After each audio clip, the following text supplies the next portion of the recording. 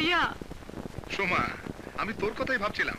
তোমাদের জামাই আমার গায়ে হাত তুলেছে ভাইয়া। কি? ওর এত বড় সাহস? ও তোর গায়ে হাত তোলে? আমাকে ঘরের মধ্যে বন্দি করে রেখেছে, আমি এক পাও বের হতে পারছি না। কি? লাট সাহেব খুব নিষ্ঠুর লোক ভাইয়া। যেদিন থেকে এ বাড়িতে বউ হয়ে এসেছি সেদিন থেকে তার আসল পরিচয় আমার কাছে পরিষ্কার হয়ে গেছে। তুমি ওকে বাঁচাও ভাইয়া, তুমি ওকে বাঁচাও ভাইয়া, এখান থেকে নিয়ে যাও। আমি এক্ষুনি আসছি, তুই কোনো চিন্তা করিস না।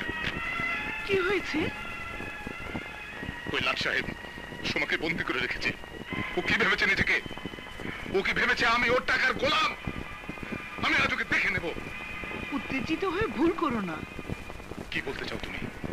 তুমি ওখানে যেও না, ওটা তোমার শ্বশুর বাড়ি।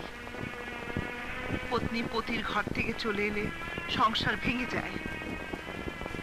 স্বামী স্ত্রীর সম্পর্ক খুব নাজুক সম্পর্ক, ওর মধ্যে তুমি গেলে পরিস্থিতি আরো জটিল হয়ে যাবে। কিন্তু সোমাকে এইভাবে অত্যাচার করবে আর আমি বসে বসে দেখবো? না, তোমাকে দেখতে হবে না, আমি যাচ্ছি। লাট সাহেবকে আমি বুঝিয়ে বলবো।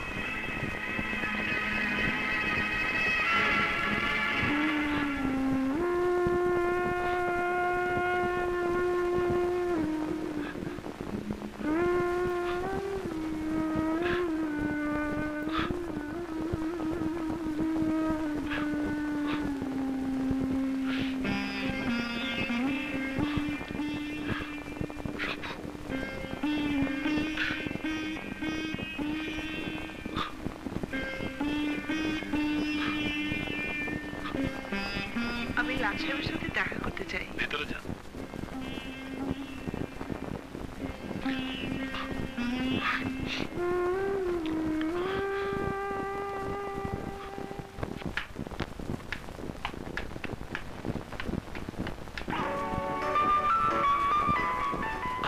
আরে একটু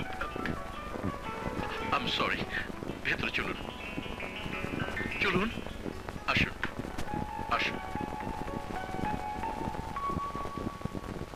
বসুন। আমি আপনাকে কিছু কথা বলতে এসেছি। বলুন। মেয়েরা বড় অসহায়, বাবা মা ভাইয়ের স্নেহ মমতা ছেড়ে স্বামীর ঘরে আসে, স্বামীকে সবচেয়ে আপন মনে